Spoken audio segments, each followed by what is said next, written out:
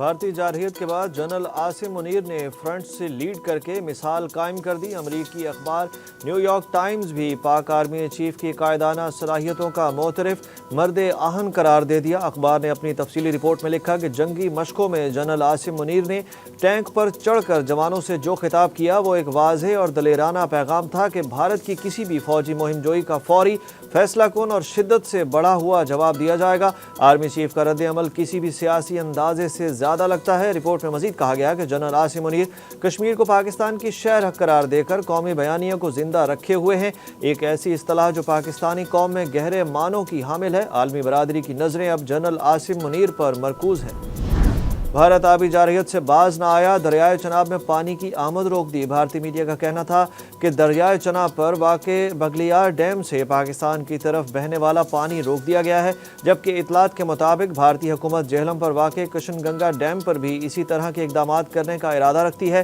Report کے مطابق بھارتی اقدام کے باعث دریائے چناب میں پانی کے بہاؤ میں مسلسل کمی آ رہی ہے۔ ہیڈ مرالہ کے مقام پر پانی کی سطح کم ہو کر 4300 کیوسک رہ گئی ہے۔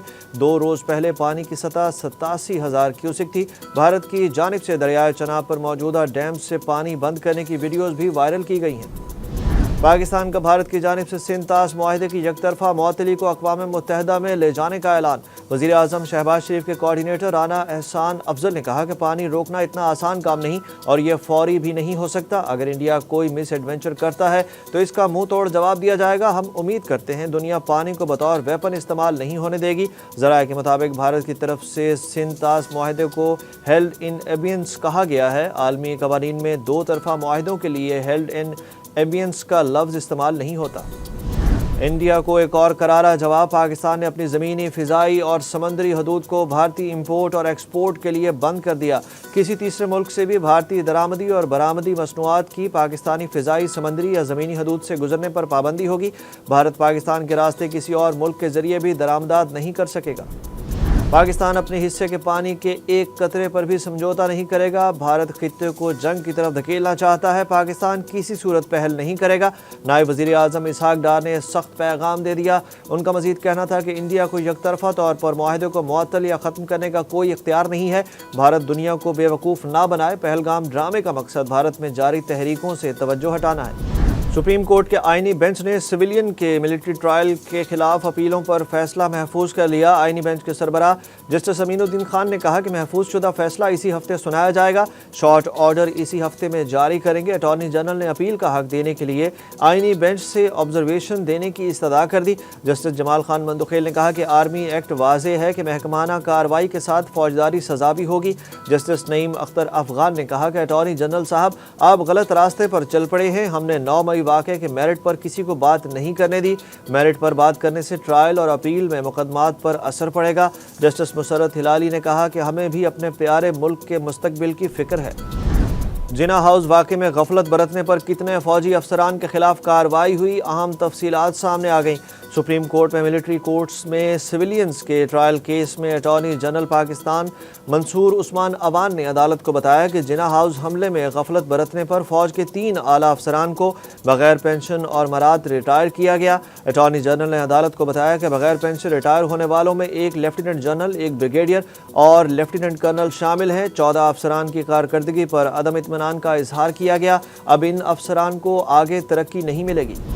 عطا اللہ تارڑ نے پی ٹی آئی والوں کو بھائی قرار دے دیا۔ لائن آف کنٹرول کے قریبی علاقوں کے دورے کے دوران ان کا کہنا تھا کہ سیاستدانوں کو بریفنگ میں پی ٹی آئی نہیں آئی، ان کو آنا چاہیے تھا۔ پی ٹی آئی والے میرے بھائی ہیں۔ میری پریس کانفرنس کے بعد میرے فون کو سپیم کرنا شروع کر دیا گیا۔ پریس کانفرنس کی تکلیف وہاں تک پہنچی۔ وفاقی وزیر اطلاعات نے بین الاقوامی اور مقامی میڈیا کے ہمراہ لائن آف کنٹرول کا دورہ کیا۔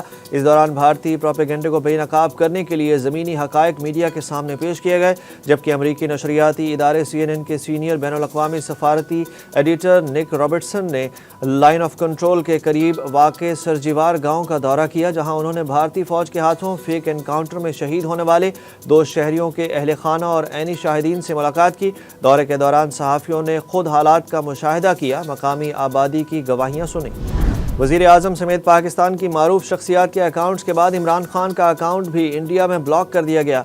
इमरान खान के एक्स अकाउंट की बंदिश के मामले पर पार्टी ने सख्त रद्द-ए-अमल में कहा कि मोदी की हिंदुत्ववाद सरकार अपनी असल में बेहूदगी, शर और सफाकियत की जीती जागती तस्वीर है। इमरान खान की अहले आलम में साख और आलमी अमन के लिए इलाकाई और बैनुल-अक़वामी सतह पर उनका किरदार भारत की मुतासिब और शरीर सरकार की राह में बड़ी रुकावट है।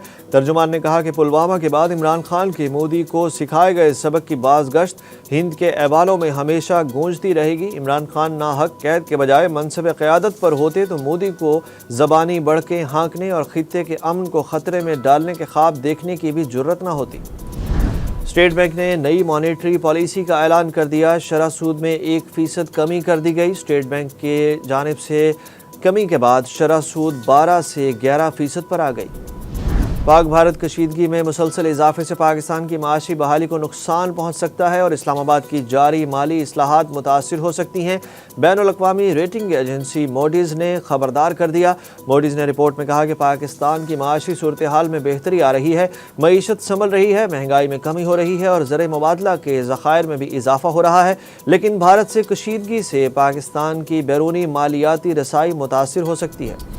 आईसीसी की नई टीम रैंकिंग में श्रीलंका ने पाकिस्तान को तीनों फॉर्मेट्स में पीछे छोड़ दिया। ताज़ा तरीन रैंकिंग के मुताबिक पाकिस्तान टेस्ट रैंकिंग में 7वें, वनडे में 5वें और T20 में 8वें नंबर पर चला गया। ऑस्ट्रेलिया ने टेस्ट फॉर्मेट में अपनी बादशाहत बरकरार रखी, जबकि भारत ने वनडे और T20 में टॉप पोजीशन अपने नाम कर ली। ऑस्ट्रेलिया 126 रेटिंग पॉइंट्स के साथ टेस्ट रैंकिंग में पहले नंबर पर है। T20 फॉर्मेट में भी भारत का पलड़ा भारी रहा।